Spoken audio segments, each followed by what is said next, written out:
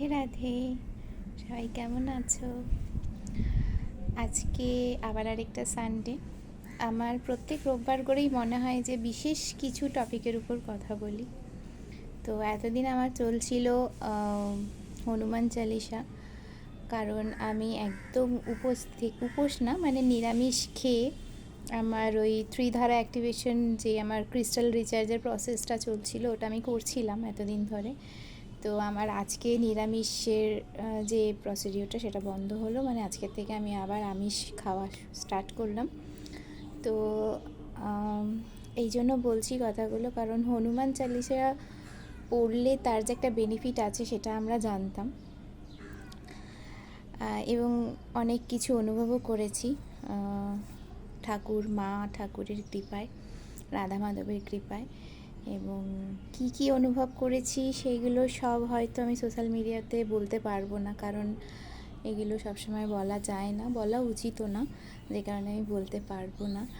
শুধু এইটুকু বলতে পারি যে পাওয়ার আছে, ডেফিনেটলি হনুমান চালিসার যে পাওয়ার আছে সেটা আমি প্রথমবার লাইফে অনুভব করলাম। এবং আমি সবাইকে বলবো যে যেহেতু উনি চিরঞ্জীবীদের মধ্যে একজন, তোমরাও হনুমান চালিসা পাঠ করো, এবং উনি একদম সাড়া দেন। এটা আমি আমার বিশ্বাস থেকে বলছি, উনি সাড়া দেন, উনি কৃপা করতে নিজে আসেন। এর থেকে বড় কিছু আর আমার মনে হয় বলার নেই, উনি নিজে আসেন কৃপা করতে।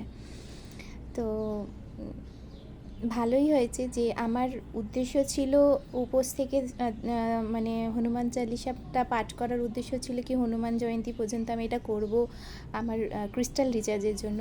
কিন্তু তার সাথে যে আমি হনুমানজির সান্নিধ্য লাভ করতে পারবো, এটা আমার আমার আশার বাইরে ছিল, বাট আমি সেটা করতে পেরেছি। এবং আমার মনে হলো যে আমি একবার সবার সাথে এই বিষয়টা নিয়ে একটু আলোচনা করি, যে কারণে আজকে এই ভিডিওটা বানানো। এবং আরও একটা বিষয়ের উপরে আমি কদিন ধরে চিন্তা ভাবনা করছি যে তোমাদেরকে বলবো, সেটা হলো যে এই যে নিউমরোলজি কতটা মানুষকে হেল্প করতে পারে, তার একটা আমি উদাহরণ বলছি। দেখো, আমরা যেটা ভাগ্যে নিয়ে এসেছি সেটা কোনো দিন বদলানো যায় না, কিন্তু নিউমরোলজির এমন কিছু জিনিস বা আমি যেগুলো যত জানছি দেখতে পাচ্ছি কি এটা থেকে না আমরা অনেক কিছু কিন্তু প্রেডিক্ট করে নিতে পারি জীবনে। যেরকম ভেরি রিসেন্ট দুটো ঘটনা ঘটেছে, এবং দুটো ঘটনাই আমরা জানি যে জলে ডুবেই সবেই আমাদের একজন বাংলা ফিল্ম ইন্ডাস্ট্রির একজন রাহুল মারা গেলেন, এবং তার আগে জুবিনের ঘটনা আমরা শুনেছি। আমি যখন দুজনের বাচ্চাটা প্রেডিক্ট করলাম, আমি অদ্ভুত মিল খুঁজে পেয়েছি।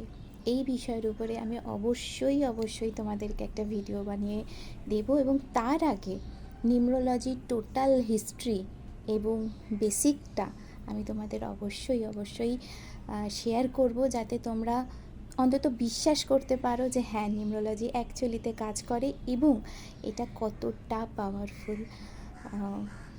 ব্যাস, আজকে এইটুকুই। নেক্সট ভিডিও নিয়ে আবার আসবো। সবাই খুব ভালো থেকো। রাধে রাধে।